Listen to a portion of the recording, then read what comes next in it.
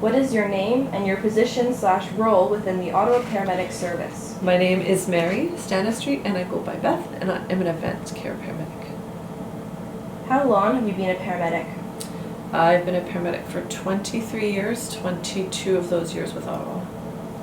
Are you the first paramedic/first responder/logistic staff, etc. in your family? No, because my father was a police officer. What's the best part of your work?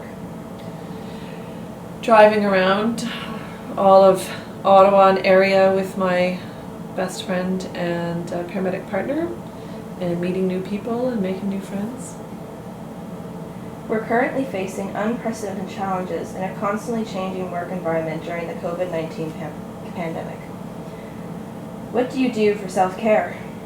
I garden like a madwoman. I have children and horses and a dog and cats, and I spend a lot of time outside and a lot of time just being active and busy. What are you looking forward to most when we return to our new normal?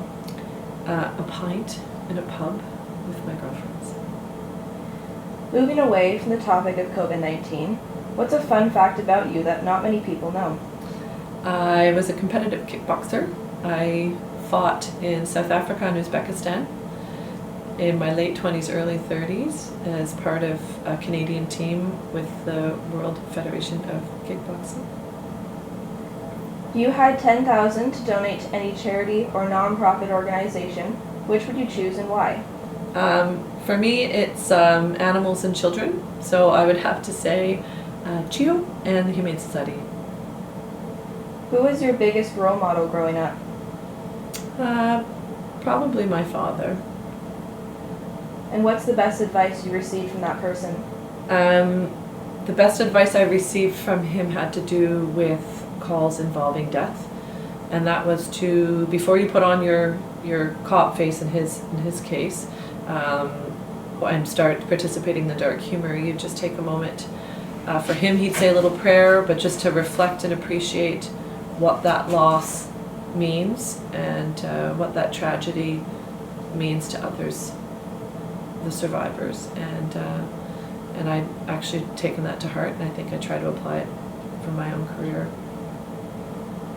What advice or words of encouragement would you give someone who is just coming into this profession?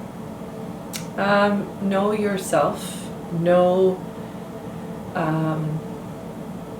how to be healthy before getting into the profession, because when you do that call, and it doesn't necessarily have to be a bad call, but you have a call that triggers you, it's understanding why, it's understanding why it's bothering you, what is bothering you about that call, and then what it is you need to do to manage that call. So for example, if I have a bad call, I like to go to a corner and finish my paperwork, start to finish, completely, all the paperwork associated with that call, cross my T's, dot my I's, and for me that finalizes that call in my mind. So it's developing those kind of skills and not just what people tell you should feel or why you should feel it or what you should do about it. It's you understanding what it is you need.